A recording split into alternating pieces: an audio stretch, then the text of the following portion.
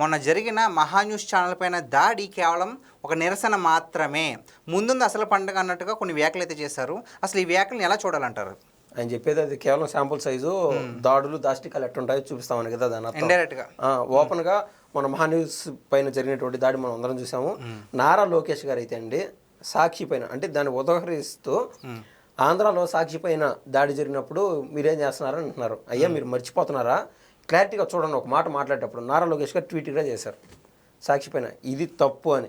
ఎవరైతే దాడి జరిగిందో ఒక చోట అర్ర చోట్ల వాళ్ళని తీసుకుపోయి పోలీస్ స్టేషన్ పరిధిలో శిక్షకు కూడా గురి చేశారు నారా లోకేష్ గారు.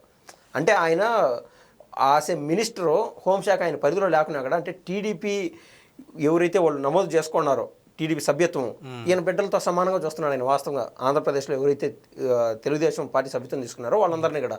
కాబట్టి వీళ్ళు క్రమశిక్షణతో ఉండాలా, వీళ్ళు తప్పులు చేయకూడదని చెప్పి, ఇలాంటి వాళ్ళని చూసి 10 మంది నేర్చుకునే విధంగా ఉండకూడదని చెప్పి వీళ్ళని ఖచ్చితంగా వీళ్ళపైన సుమోటోగా కేసు పెట్టి మరీ వీళ్ళని జైలు వరకు తీసుకెళ్ళినటువంటి ఈ నారా లోకేష్ గారితో వీళ్ళ పోలిక.